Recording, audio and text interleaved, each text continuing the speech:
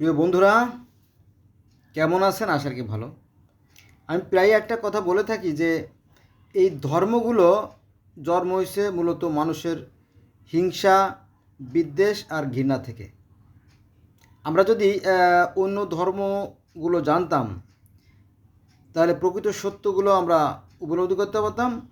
তাহলে বোধহয় আর এই ধর্ম নিয়ে পৃথিবীতে এত মারামারি কাটাকাটি কোনোদিনই হতো না। কারণ পৃথিবীতে সবচেয়ে বেশি রক্তপাত হয়েছে এই ধর্ম নিয়ে। এখনও সেই রক্তপাতের কাহিনী চলছে তো চলছে। আমি আজকে আপনাদেরকে তাওরাত, জব্বুর, ইনজিল, বাইবেল, কুরআন, বেদ, তারপরে জেন্দাবেস্তা, আবেস্তা, মিশরীয় পুরাণ, গ্রিক পুরাণ, রোমান পুরাণ, হ্যাঁ, এইভাবে অসংখ্য ধর্মের সাথে তার একটা সাদৃশ্য আছে, একটা মিল আছে, সেই বিষয় নিয়ে আলোচনা করব। চলো শুরু করি, তাই না? সেটা হচ্ছে যে আমি মুসলমানের সন্তান। আমাদের কোরআন শরীফের প্রথমে যে সূরা, সূরা আল বাকারা, এই বাকারা শব্দের অর্থ গাভী। তো এই বাকারা শব্দ অর্থ গাভী। এই বাকারার কথা আছে তাওরাতে, জবুরে, ইনজিলে, বাইবেলে, কোরআনে, এমনকি জেন্দাবেস্তা, আবেস্তাও এই গাভীর কথা বলা আছে, যে এই গাভীর রক্ত দিয়ে গোটা পৃথিবীর সমস্ত প্রাণী সৃষ্টি। আর এই গাভীর কথা বলা আছে মিশরীয় ধর্মে, যে এই গাভীর পরে চড়ে ঈশ্বর স্বর্গে চলে গেছিলেন। তারপরে গ্রিক ধর্ম, রোমান ধর্ম গেলে আমরা দেখব যে সেই গাভী ছিল সেই জিউসের বাহন। আর এখানে সনাতন ধর্ম বা হিন্দু ধর্মের যে বেদ, চারটে বেদ, তো ঋগ্বেদ, সামবেদ, যজুর্বেদ, অথর্ববেদ। তো ঋগ্বেদের একদম ঋগ্বেদের প্রথম মণ্ডলের 164 সূক্তে সেখানেও সেই গরুর কথা বলা আছে। অর্থাৎ কোরআনের প্রথমে গরুর কথা বলা আছে, বেদের প্রথমে গরুর কথা বলা আছে, এবং পৃথিবীর আর অসংখ্য অসংখ্য ধর্মে গরুর কথা বলা আছে। এমনকি আমাদের আদি পিতা হযরত আদম আলাইহিস সালাম যখন পৃথিবীতে আসেন, তখন তার সাথে একটা গরু ছিল। এটা লম্বা কাহিনী, সেখানে যাব না। বোঝা গেছে সেটা? তাহলে এই যে বেদে যে গরুর কথা বলা আছে, এটা আছে ঋগ্বেদের প্রথম মণ্ডলের 164 সূক্তে। আবার ঋগ্বেদের নবম মণ্ডলেও আছে, এভাবে আরও অসংখ্য জায়গায় এই গরুর কাহিনী আছে। তার মানে কি, কোরআন যা বলতেছে বেদ কিন্তু তাই বলতেছে, তাওরাত, জব্বুর, ইনজিল, জেন্দাবেস্তা, আবেস্তাও তাই বলতেছে, মিশরীয় পুরাণ তাই বলতেছে। গিলগামেশের মহাকাব্য, গরুকে হত্যা করা হয়েছিল। গরুকে হত্যা করার ফলে ওই গিলগামেশের বন্ধু এনকেদুর মৃত্যু হয়েছিল। এভাবে অসংখ্য অসংখ্য শত শত ধরনের গরুর কাহিনী আছে। আচ্ছা, তারপরে আসেন দ্বিতীয় নম্বরে, যে আমি হুবহু বেদ থেকে বলতেছি যে দুটি পক্ষী একটি বৃক্ষে একটি সুস্বাদু পিম্পল ভক্ষণ করলো, আর একটা শুভ অবদান করলো। আমরা জানেন যে কোরআন শরীফে এসে যে একটা নিষিদ্ধ ফল খাইছিল প্রথম মানবী, সেই কাহিনী আছে। তারপরে এই নিষিদ্ধ ফলের কাহিনী আছে তাওরাতে। কেউ বলে সেটা ছিল জ্ঞানদায়ক বৃক্ষ, কেউ বলে জন্মমৃত বৃক্ষ, হ্যাঁ। তারপরে গ্রিক ধর্মে আছে এটা হোমা বৃক্ষ। এরকম নানান ধর্মে নানান রকমের হলেও একটা বৃক্ষের কথা বলা আছে। তারপরে গিলগামেশের মহাকাব্য বলা আছে সে জীবনলতা, ওই যে অমরত্ব লাভের জন্য গিলগামেশ সেই জীবনলতা উদ্ধার করতে গেছিল পুতনা পিস্তিমের কাছে, সেখানে সেই কাহিনী আছে। আর আমাদের ইসলাম ধর্মে আছে গন্ধব ফল খাইছিল। আসলে গন্ধব শব্দটা কোরআনে নেই। মুসলমানদের শতকরা 100% জানে যে আদম এবং হাওয়া অর্থাৎ মানবী গন্ধব খাইছিল, কিন্তু এই গন্ধব শব্দ কোরআনে নাই। আবার এই গন্ধর্ব শব্দটা আবার বেদে আছে। মজার বিষয় না? যাক, তাহলে এই যে ফল খাওয়ার যে কাহিনীটা, সেটা আবার গ্রিক ধর্মে আছে, যে একটা গোল্ডেন আপেল নিয়ে এথেনা, তারপরে পোসাইডন, তারপরে আপনার অন্য অন্য দেবীদের মধ্যে একটা ঝগড়াঝাটি হয়েছিল, এই কাহিনীও আছে কিন্তু গ্রিক ধর্মে, রোমান ধর্মে। সেখানে যাব না। তাহলে দেখলাম যে এই যে বৃক্ষ এর ফল ভক্ষণ নিয়ে যে কাহিনী, এটা পৃথিবীর অসংখ্য অসংখ্য ধর্ম আছে। 3 নম্বরে আসেন। 3 নম্বরে হচ্ছে বেদে যা আছে যে জমি হচ্ছে নারী আর জম হচ্ছে পুরুষ। জমকে বলিল আসো আমরা মিলিত হই, আমাদের মাধ্যমে আমাদের নতুন প্রজন্ম সৃষ্টি হবে, এটা আমাদের পিতা গন্ধর্বের ইচ্ছা। এটা আছে ঋগ্বেদের নবম মণ্ডলের 10ম সূক্তে, যেটা আমাদের ইসলাম ধর্মে আছে যে যখন জান্নাতি পোশাক খুলে গেল তখন তাদের উন্মুক্ত যৌবন বের হয়ে গেল, বা তারা এইভাবে কিছু একটা করছিল আর কি, এরকম কাহিনী আছে, বা সেই উন্মুক্ত যৌবনকেই সেই গন্ধব ফলের সাথে তুলনা করা হয়েছে। কিন্তু অনেক মতভেদ, এক একজন এক এক রকম কথা বলে থাকে। দেখ, তো বেদে আমরা জানি যে এই যে যে জম আর জম অর্থাৎ প্রথম মানব বিষয়ে যে আকর্ষণ বিকর্ষণ যে বিষয়টা, এটা আলোচনা করা হয়েছে ঋগ্বেদের নবম মণ্ডলের দশম সূক্তে, যেটা কোরআনেও আছে, বেদেও তাই আছে, আর অন্যান্য বহু ধর্মে এই গন্ধফলের কথা বলা আছে, অসংখ্য শত শত ধর্মে। সেখানে অন্যদিন যাব, কারণ অনেক তো। আচ্ছা, এবার আসেন 3 নম্বরে, সৃষ্টির পূর্বের কি অবস্থা ছিল সেটা সম্বন্ধে বেদ কি বলে, যে সেকালে যা নেই তাও ছিল না, কিছুই ছিল না। এটা আছে ঋগ্বেদের নবম মণ্ডলের 129 সূক্তে।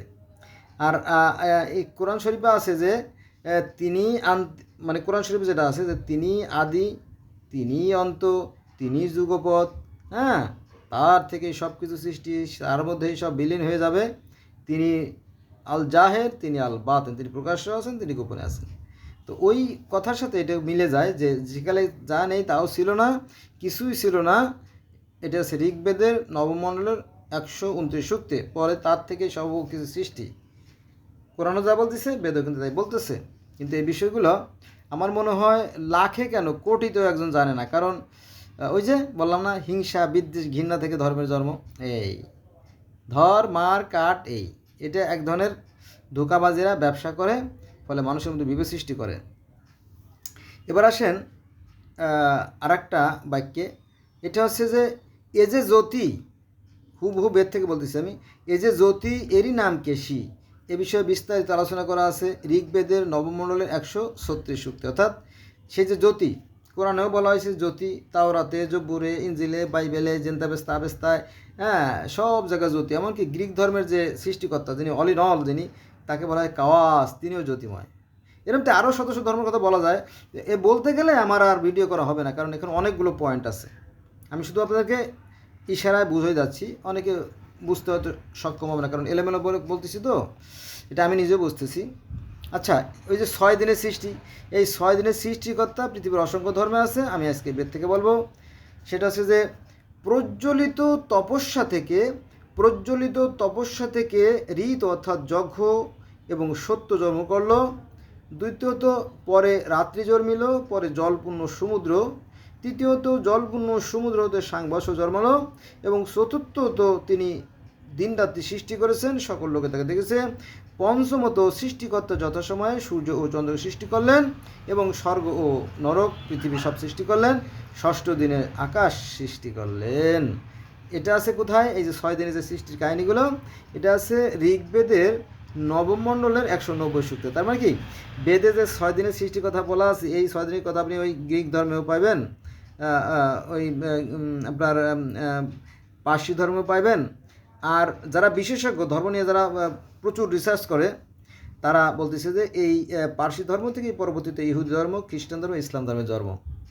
So all are equal, there is no difference if you analysis. একই কথা বলে, কিন্তু ওই যে আমি একই কথা বারবার বলতেছি যে এই যে হিংসা বিদ্বেষ ঘৃণা আর কারণে এই বিভিন্ন ধর্মের বিরোধ সৃষ্টি হয়েছে। আর এক শ্রেণী এখানে ফয়দা লোটে, তারা ব্যবসা করে খায়, ধর্মকে তারা ব্যবসা হিসেবে নেছে, তারা আসলে আগুন খায়, আগুন, জাহান্নামের আগুন তাদের জন্য অপেক্ষা করছে। আচ্ছা, এবার আসেন জ্যোতি ও তেজরূপ ভগবান। আমাদের কোরআনেও তো ঈশ্বর জ্যোতিময়, এটা আছে আপনার সূরা নূরের 25 নম্বর আয়াতে, সূরা আনামের 103 নম্বর আয়াতে, সূরা শুরার 51 নম্বর আয়াতে, ওই একই কথা। জ্যোতি ও তেজরূপ ভগবান, জ্যোতিরূপ তিনি, অমর অক্ষয়, হ্যাঁ, সে কথা বলা হয়েছে। এটা আছে যজুর্বেদের প্রথম কাণ্ডের প্রথম প্রপাঠকের 9:25। তারপরে হে পবিত্র কারক ভগবান, তোমাকে হৃদয়ে ধারণ করছি, এটা আছে যজুর্বেদের চতুর্থ প্রপাঠকের অনুবাদ নম্বর 1, যেটা কোরআনে আছে যে আল্লাহ থাকেন মানুষের কল্পের ভিতরে, ওই হৃদয়ের ভিতরে, একই কথা বেদে যা আছে কোরআনে তাই আছে। তারপরে হে প্রাণ বাউরূপ বা আত্মরূপ ভগবান, এটা আছে যজুর্বেদের 3য় প্রপাঠকে, এটাও কোরআনে আছে। ওই যে আদমকে সৃষ্টি করার পর তার ভিতরে যখন প্রাণ বউ ঢুকে দিল, তখন সচল হয়ে গেল, সেই প্রাণ বাউরূপ এখানেও আছে। তারপরে যজ্ঞ শব্দ তো নামাজ বা আরাধনা বা ত্যাপত্যা, এগুলো আছে। এটা আছে যজুর্বেদের 7ম প্রপাঠকের এই কাহিনী আছে যে প্রার্থনা আবার কীভাবে করতে হবে সেটা আছে। দেখেন কোরআনে কিন্তু প্রার্থনা আছে যে তুমি তোমার রবকে, তুমি তোমার সৃষ্টিকর্তাকে মনে মনে সবিনয়ে স্মরণ করবে সকাল বিকেল, এই কথা কোরআনে কিন্তু আছে। তো ওই কথাই এখানেও আছে যে প্রার্থনা কীভাবে করতে হবে, হে অন্যের উৎপাদক পরমেশ্বর, হে পৃথিবীর অধিপতি, তুমি দেবতাদের মাধ্যমে আমাদেরকে পাঠাও যা যা আমাদের প্রয়োজন। এটা আছে যজুর্বেদের 7ম প্রপাঠকে, বেদের পৃষ্ঠা নম্বর 837, যদি আপনারা দেখতেন। আমি একটা নোট করছি তো বেদ থেকে, তাই আপনাদের শোনাচ্ছি। এবার আসেন দেখেন যে সৃষ্টির পূর্বে প্রজাপতি একাই ছিলেন। তিনি কামনা করলেন যে আমি সৃষ্টি করব। তিনি তার শরীর থেকে বাবা উদিত করে অগ্নিতে নিক্ষেপ করলেন। তা থেকে সিংগ্রহিত অজ উৎপন্ন হলো। তাকে তার অনুরূপ দেবতাকে অর্পণ করে তিনি প্রজা ও পশু লাভ করলেন। এটা আছে যজুর্বেদের 2য় কাণ্ডের 1ম প্রপাঠকের। এরমতি কথা কোরআনেও আছে যে সৃষ্টিকর্তা তার নূর দ্বারা নবীকে সৃষ্টি করলেন, এটা মানে আমাদের আলেমরা বলে, আর তার নূর দ্বারা জগৎ সৃষ্টি করলেন। আর একটা তথ্য আছে, সেটা হচ্ছে যে সৃষ্টিকর্তা তার নূর দ্বারা 4 জন ফেরেশতা সৃষ্টি করলেন, আজরাইল, জিবরাইল, মিকাইল, এবং তাদেরকে দায়িত্ব দিলেন একজন সৃষ্টি করো, একজন পালন করো, একজন ধ্বংস করো, একজন মেসেজ দাও। ঠিক আছে, কাছাকাছি, শুধুমাত্র একটু ব্যাখ্যা বিশ্লেষণে ভিন্ন, তার কিছু না। তাহলে এটা কোথায় আছে? এটা আছে আপনার যজুর্বেদের 2য় কাণ্ডর 1ম প্রপাঠক। যজুর্বেদের 2য় কাণ্ডর 1ম প্রপাঠকে এই যে সৃষ্টির পূর্বে কিছুই ছিল না, তারপরে তিনি তার যে নূর জ্যোতি দ্বারা তিনি সৃষ্টি করলেন অন্যান্য ফেরেশতা দেবতা, সেই কাহিনী আছে। এবার আসেন স্বর্গে যুদ্ধ।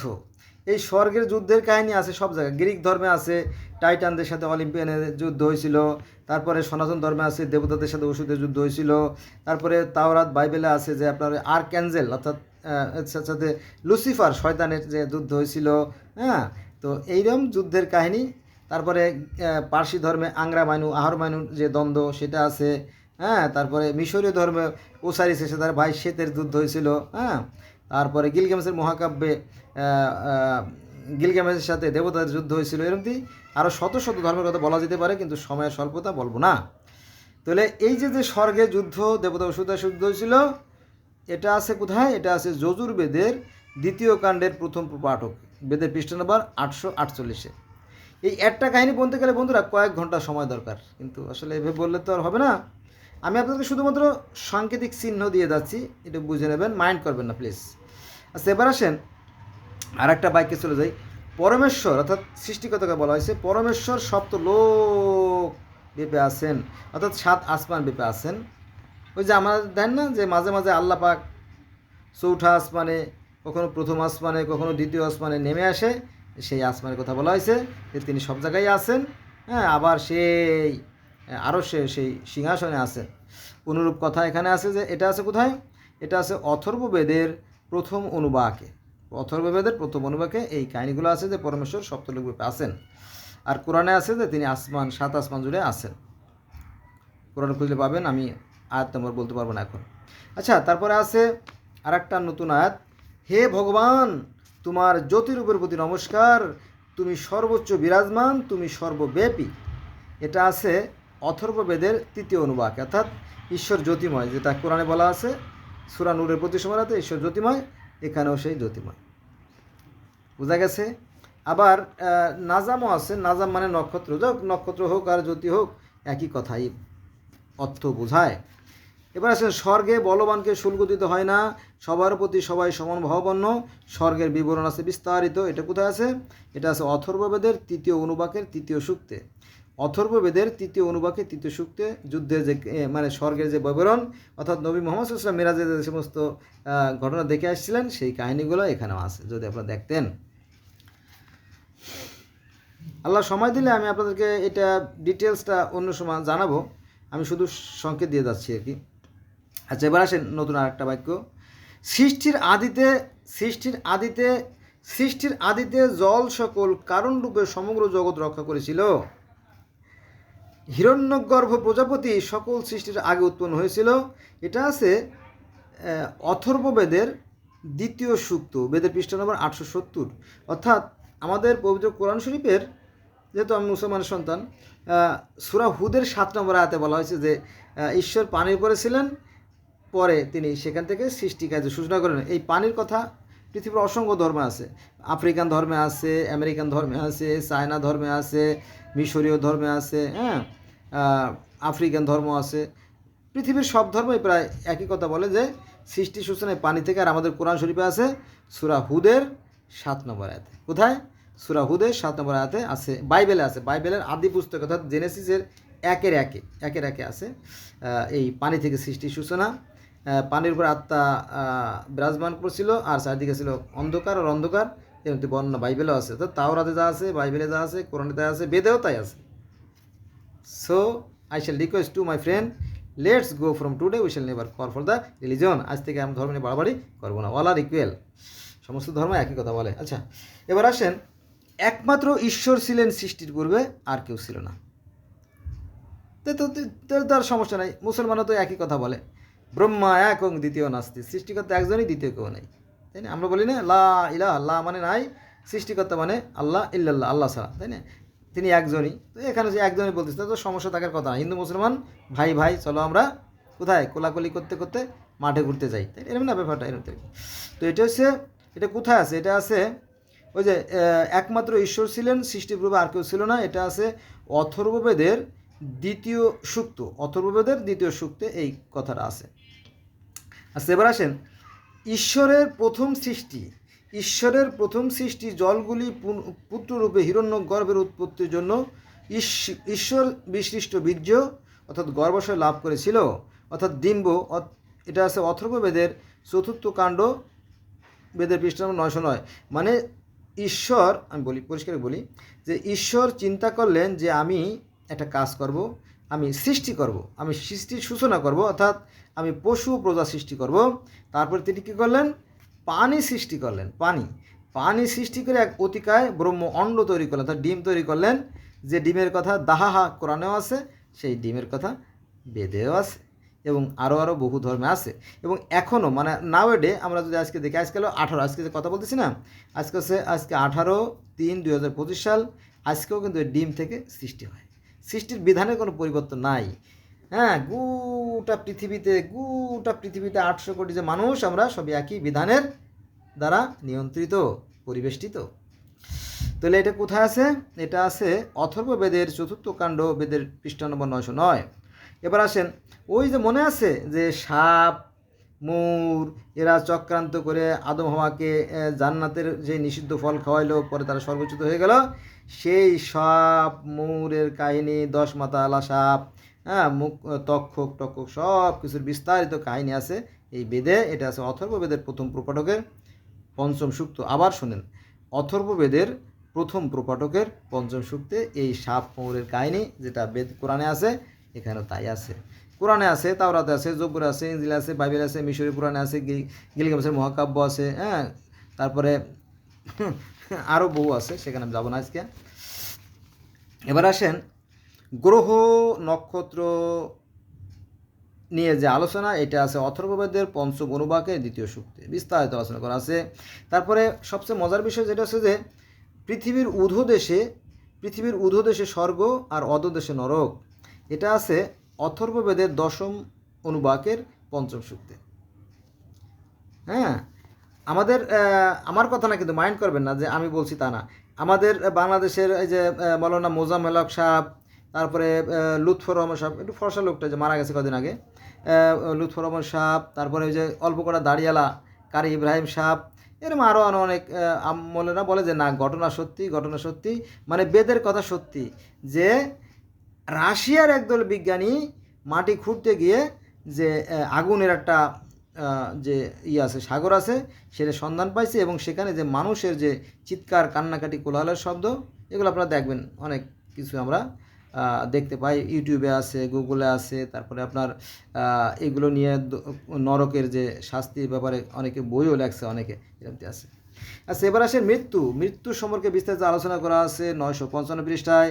তারপরে সৃষ্টির পূর্বে, ভালো করে খেয়াল রাখবেন যে সৃষ্টির পূর্বে কেউ ছিল না, কিছুই ছিল না, এটা আছে বেদের 958 পৃষ্ঠায়। তারপরে ওই যে আমরা মুসলমান যারা, আমরা বলি যে লা ইলাহা ইল্লাল্লাহ, বলি না? আল্লাহ একজনই, দ্বিতীয় কেউ নাই। সেই একই কথা আছে বেদে যে তিনি এক, মানে তিনি এক কি দ্বিতীয়, তিনি এক অদ্বিতীয়, নিজ থেকে সব কিছু সৃষ্টি করেছেন, অগ্নি প্রভৃতি থেকে 10 সংখ্যক দেবতার উৎপন্ন করেছেন। এটা আছে অথর্ববেদের দ্বিতীয় অনুবাকের চতুর্থ সূক্তে। ওই যে লা ইলাহা ইল্লাল্লাহ, লা মানে নাই, ইলাহা মানে সৃষ্টিকর্তা, ইল্লাল্লাহ আল্লাহ ছাড়া আর কোনো মাবুদ নাই, তিনি এক এবং অদ্বিতীয়। তারপরে তার থেকে 4 জন ফেরেশতা সৃষ্টি করলেন এবং তাদেরকে দায়িত্ব দিলেন, তোমরা একজন সৃষ্টি করো, একজন পালন করো, একজন ধ্বংস করো, একজন মেসেজ দাও। এই কথা আর এই কথা একই কথা। এটা আছে অথর্ববেদের দ্বিতীয় অনুবাকের চতুর্থ সূক্ত। I am again request to my friend, please, above all my request, let's go from today, we shall never call for the religion. ওকে, যারা আমার ভিডিও দেখছেন তাদের আমার অনুরোধ থাকবে যে আমরা ধর্ম নিয়ে বাড়াবাড়ি করবো না।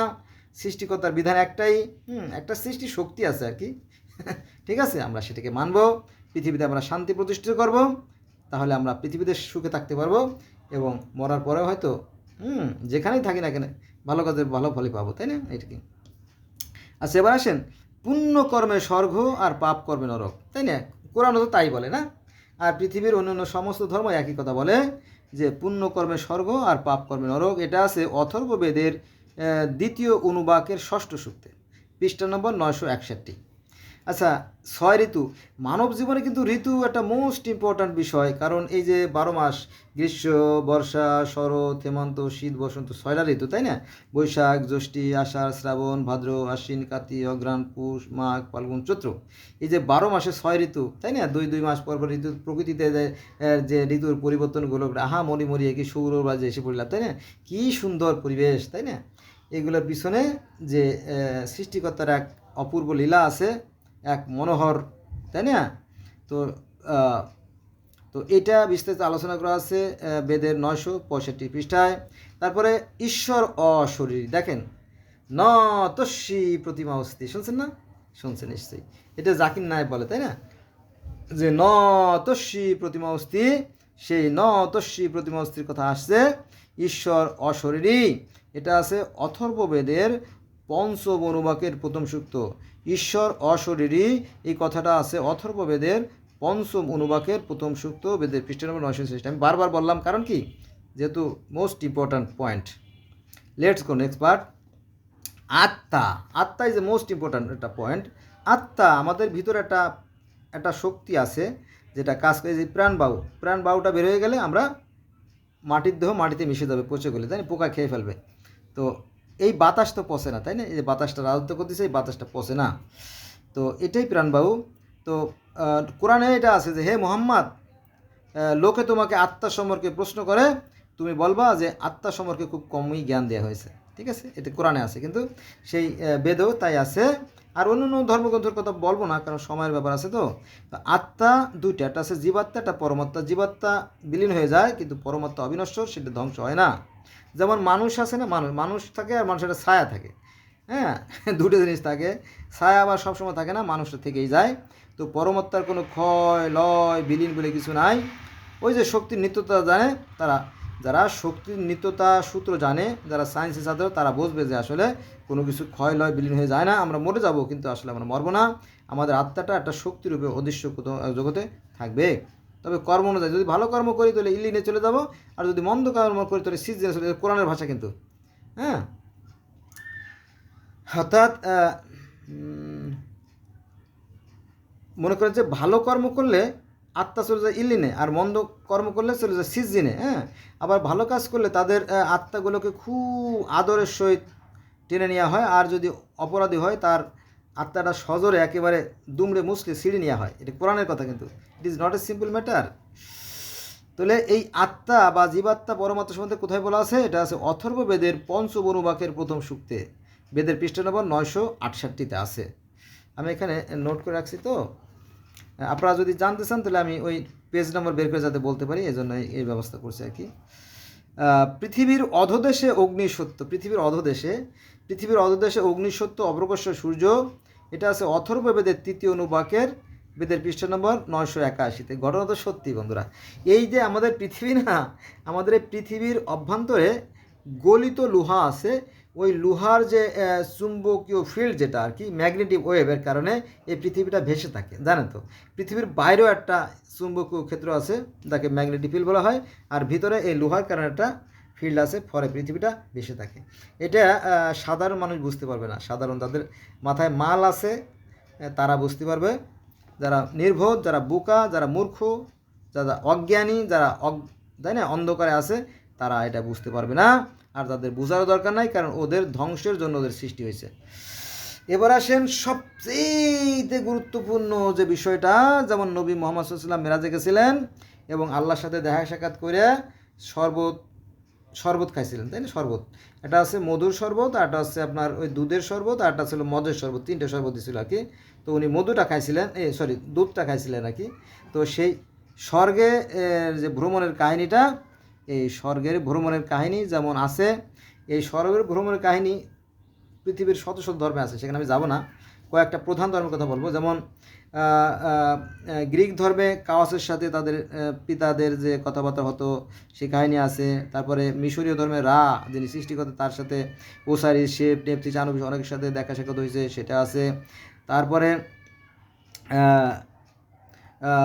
ইহুদি ধর্ম, খ্রিস্টান ধর্ম, সেই ঈশ্বরের সাথে সেই তুর পাহাড়ে, সিনাই পর্বত বা তোয়া পর্বত আল্লাহর দেখা সাক্ষাৎ হয়েছে।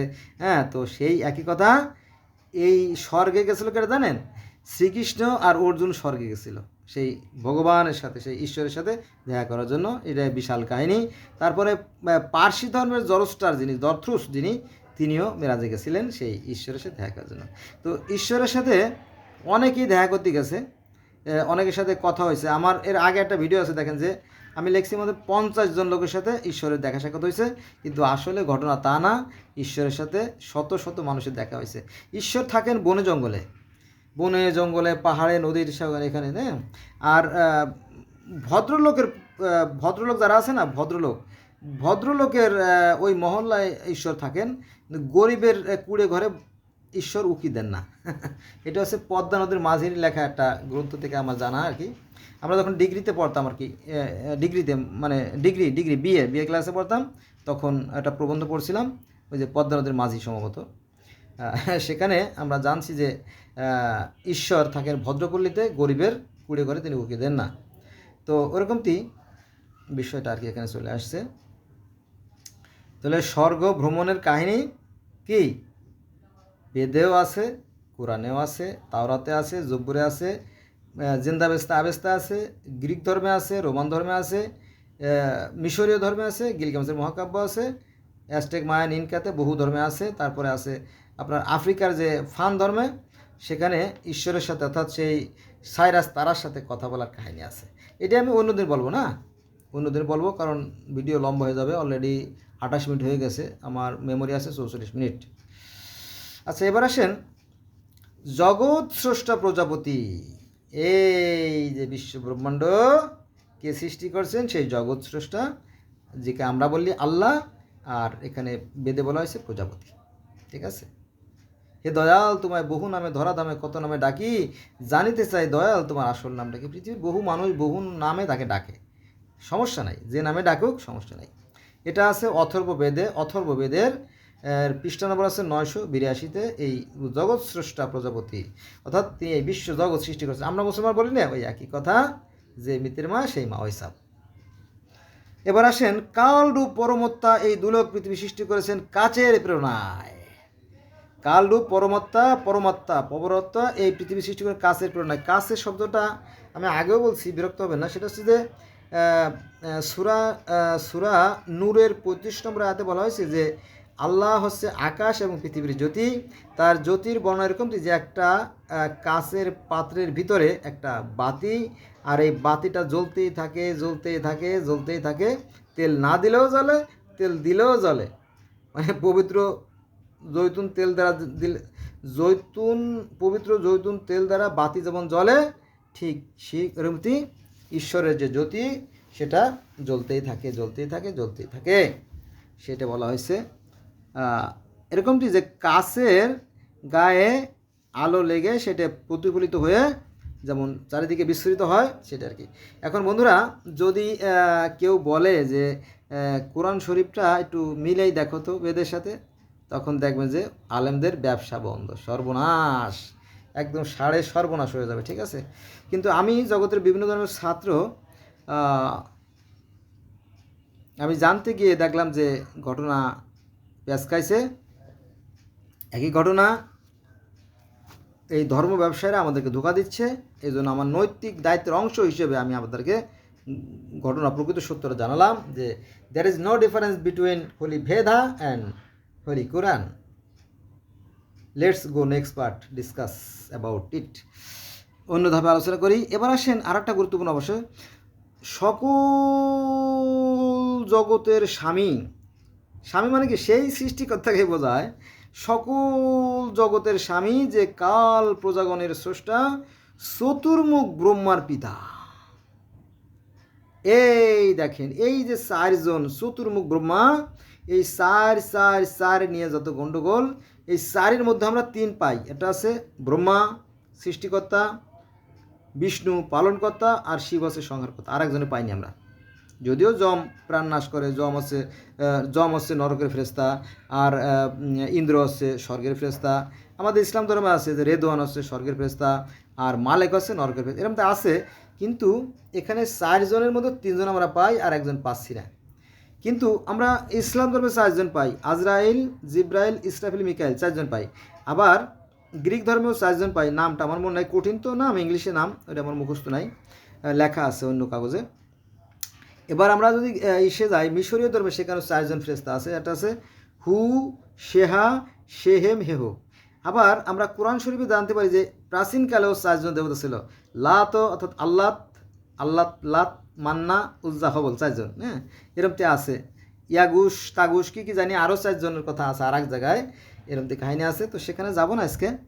তো একটা মিল আছে, ধর্মের সাথে ধর্মের মিল আছে, কিন্তু ওই যে আমাদের ধার্মিকতার অহংকারের কারণে আমরা এটা জানতে যাই না, ফলে আমাদের বেঁধে যায় গণ্ডগোল। কিন্তু আমি তো তাই নই, আমি পৃথিবীর সকল মানুষের শান্তি চাই। আমার মতো কেউ বলবে কিনা আমি জানি না। হ্যাঁ, আমার জন্য দোয়া করবেন, আর আমার ভুল ত্রুটিগুলো ক্ষমা সুন্দর দৃষ্টি থাকবেন। তাহলে আমরা দেখলাম যে সকল জগতের স্বামী যে কাল প্রজাগণের স্রষ্টা, চতুর্মুখ ব্রহ্মার পিতা, সত্য লোকে স্থিত চতুর্মুখ ব্রহ্মাকে পালন করেন। অর্থাৎ সৃষ্টিকর্তা এই চারজন ব্রহ্মাকে সৃষ্টি করেছেন। প্রকৃত সত্য হয়তো আমি বলতে পারবো না, কারণ আমি তো আর অত বিশেষজ্ঞ না। তারপরও সনাতন ধর্মের মুসলমানের সন্তান হয়ে আমি কিন্তু 36টে বই পড়ছি, বেদ, গীতা, মনুসংহিতা, ভারত উপনিষদ শুরু করে, মহাভারত উপনিষদ শুরু করে, এইটা আর কি। আচ্ছা, যাই হোক, এরপরে এটা আছে কোথায়, চতুর্মুখ ব্রহ্মার পিতা, এটা আছে অথর্ববেদের 6ষ্ঠ অনুবাদ, অথর্ববেদের 6ষ্ঠ অনুবাকের 8ম সূত্র, বেদের পৃষ্ঠা নম্বর 1076। তারপরে শয়তানের কথা জানেন, আমাদের ইসলাম ধর্মে আছে আজাজিল শয়তান, তারপরে ইহুদি খ্রিস্টান ধর্মে বলা হয় লুসিফার মানে শয়তান, আর পার্সি ধর্মে বলা হয় আপনার আংরা মাইনু, আহার মাইনু, এরমতি। তারপরে মিশরীয় ধর্মে বলা হয় ওসাইরিস আর সেতের ভাইদের সাথে দ্বন্দ্ব হয়েছিল।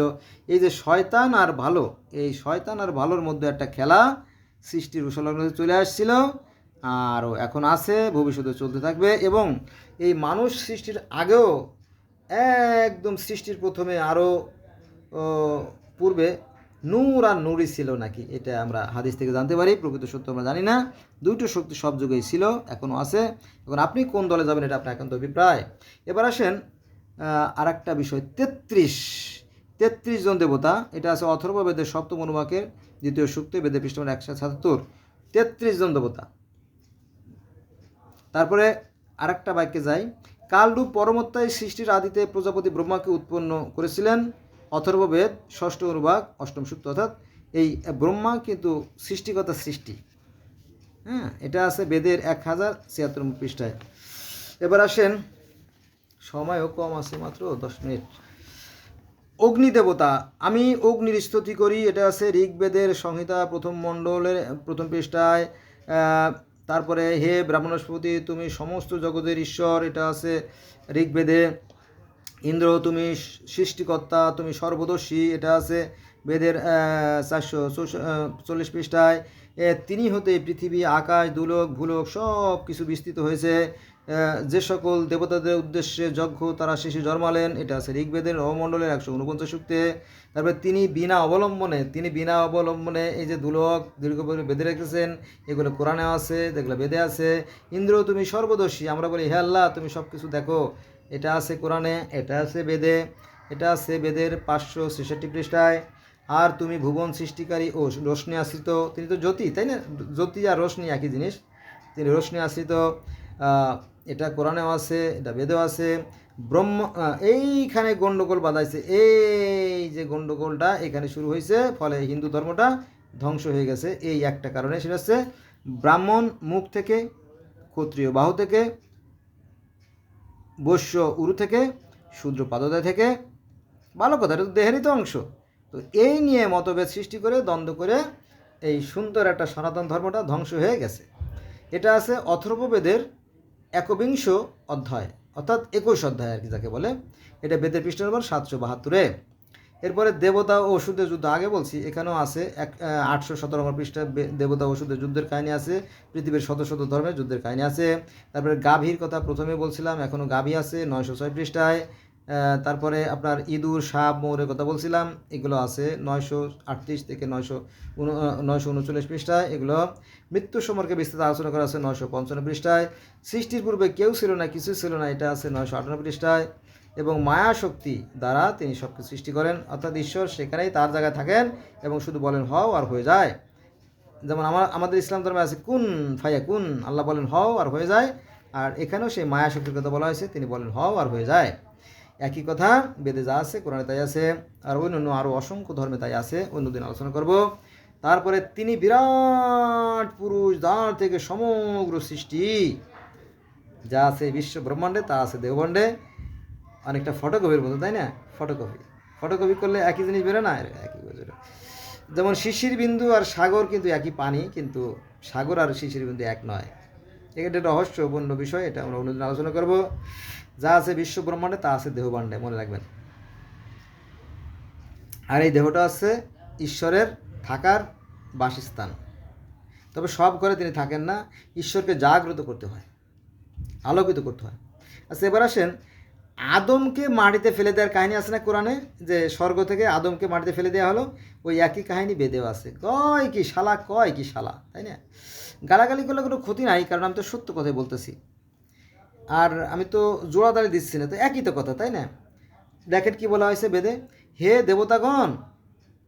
দেবতাগণ তোমরাই আমাকে নিচে পতিত করেছো, তোমরাই আমাকে ঊর্ধ্বে তুলে লও। হে দেবগণ, হয়তো আমি অপরাধ করেছি, পুনরায় প্রাণ দান করো। এটা আছে ঋগ্বেদের নবম মণ্ডলের 137 সূক্ত। ওই যে আদমকে মাটিতে ফেলে দিল, পরে সে ভুল বুঝতে পারলো, বলে আমাকে ক্ষমা করো, আমাকে তুলে নাও, এই কাহিনীগুলো আর কি। তারপরে আম্ম নাম ও পুরুষ পত্নী হব্যবতী, এই যে আদম হাওয়া, এই আদম হাওয়ার নাম অনেক নামে আসছে, কারণ বেদ তো বহু পুরাতন, 80 লক্ষ বছর, 50 লক্ষ বছর। হ্যাঁ, এর সাইডে যে কাল, এই মধ্যে নোটটা আমার কাছে নাই, একটা কালই শুধু আপনার কি জানি সত্য দাপর ত্রেতাকালী, যে 4টে যুগ, শুধু একটা যুগই বোধহয় 17 লক্ষ বছর নাকি জানি এরকম সময় পার করছে আর কি, বিশাল ব্যাপার। তো এত লম্বা পুরাতন ধর্ম, অনেক শাখা প্রশাখা গজায়, এটা একটু এলোমেলো হইতেই পারে, এটা স্বাভাবিক। তো সেখানে কখনো আসছে জমজমি, কোথাও আসছে মনুষ্যদ্রব্য, আবার কোথাও আসছে আদম হাওয়া নামেও আসছে। মজার বিষয় না এটা কি? তো এখানে আছে আদম হাওয়া নামে আম্ম নাম পুরুষ পত্নী হব্যাবতী, এখানে আছে পত্নী হব্যাবতী, আর আমরা বলি হাওয়াবতী, হাওয়া বিবি বা হাওয়াবতী আর কি। ইসলাম ধর্মে আছে হাওয়া, আর এখানে আছে হব্বা। হ্যাঁ, একটু কাছাকাছি আর কি।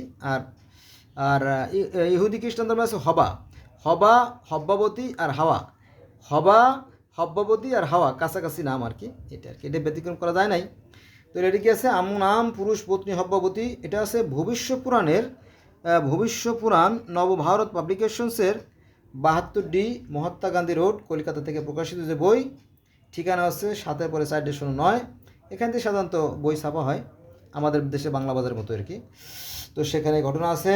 তারপরে দেখেন, মানে খুবই গুরুত্বপূর্ণ যে বিষয়টা, আমাদের কোরআন শরীফে আছে যে কাদা দিয়ে মানুষ তৈরি কাহিনী বা আছে, গিলগামেশের মহাকাব্য কাদা দিয়ে মানুষ তৈরির কথা বলা আছে, মিশরীয় ধর্মে কাদা দিয়ে মানুষ তৈরির কথা আছে, তারপরে আপনার গ্রিক ধর্মে মাটি দিয়ে মানুষ তৈরির কথা বলা আছে, যে স্বর্গের রাজা জিউস প্রমিথিউসকে বলো তুমি কাদা দিয়ে মানুষ তৈরি করো। এভাবে পৃথিবীর আরও বহু বহু বহু ধর্মে মাটি দিয়ে মানুষ তৈরির কথা আছে। আর বেদে কি আছে দেখেন, বিষ্ণু কর্দম থেকে মেলেশ্বর বংশ প্রবর্তনকারী উৎপন্ন হয়েছিল, এটা আছে ওই যে বইয়ের কথা বললাম তার 19 পৃষ্ঠায়। তারপরে আদম, ওই যে কোরআনের বাইবেল তো না, কোরআনের যে বাকারায় যে কাহিনীগুলো বলা আছে সেটা তাওরাতে আছে, জব্বুরে আছে, ইনজিলে আছে, বাইবেলে আছে, মিশরীয় পুরাণে আছে, গ্রিক পুরাণে আছে, সব জায়গায় আছে। এখানেও তাই আছে যে আদম তার পত্নী হব্ববতীকে পাপ বৃক্ষে নিচে দর্শন করে তৎপর হন। ওই যে গন্ধ ফলের কথা বলেছে না, নিষিদ্ধ ফল খাইছিল, তো ওই কাহিনী যে ঈশ্বরের কথা অমান্য করে কি করছিল, আদম তার পত্নী হব্বাবতী বা হাবিবির সাথে পাপ বৃক্ষের নিচে দর্শন করতে তৎপর হয়েছিল। আর সেখানে বলি মহাজন কী করলো, সেখানে সর্বরূপ ধরে চলে আসে। মনে আছে কোরআনে আছে যে আদম হাওয়া খুব আরামেই সুখ শান্তিতেই স্বর্গে বা জান্নাতে ছিল, কিন্তু এই সাপ কুচক্র করে মৌরের সাথে কি জানি একটা ষড়যন্ত্র করে পরে আদম হাওয়াকে এই স্বর্গচ্যুত করে।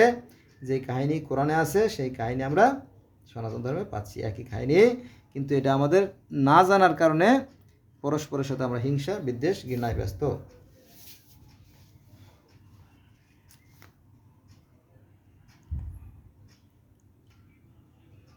তারপরে নুহু নবীর বন্যার কাহিনী যেমন কোরআনে আছে, ঠিক বেদে সেই বন্যার কাহিনী আছে।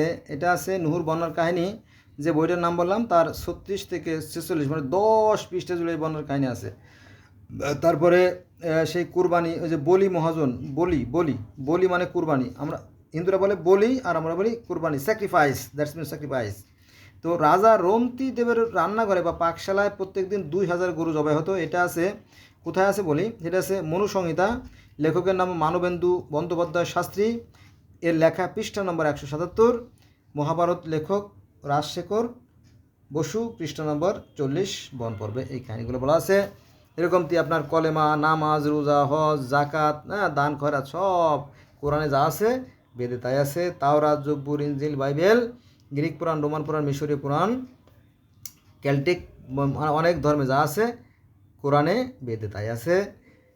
Again I shall request to my friend, আমি পুনরায় আবার অনুরোধ করবো, please above all my request, আমার সর্বোপরি অনুরোধ, লেটস গো ফ্রম টুডে, আজ থেকে আর আমরা কি don't call for the religion, okay, promise. আমার মেমোরি আছে 44 MB, 44, তো 42, 43 হয়ে গেছে অলরেডি, এখনই বন্ধ হয়ে যাবে। আমিও বিদায় নিচ্ছি, সবাই ভালো থাকবেন। মোবাইলে কিছু গুরুত্বপূর্ণ তথ্য আছে, তো এই জন্য আমি ডিলিট করে জায়গাটা ফাঁকা করতে পারতেছি না, এজন্য ক্ষমা সুন্দর দৃষ্টি রাখবেন আর ভুল ত্রুটিগুলো ক্ষমা করবেন। সবার কাছে করজোরে অনুরোধ রইল, কারণ টু আর ইজ ম্যান, মানুষ মাত্র ভুল করে, আমিও ভুল করতে পারি, ভুলের ঊর্ধ্বে নই। ক্ষমা সুন্দর দৃষ্টি রাখবেন আর আমার সাথে থাকবেন। আল্লাহ হাফেজ।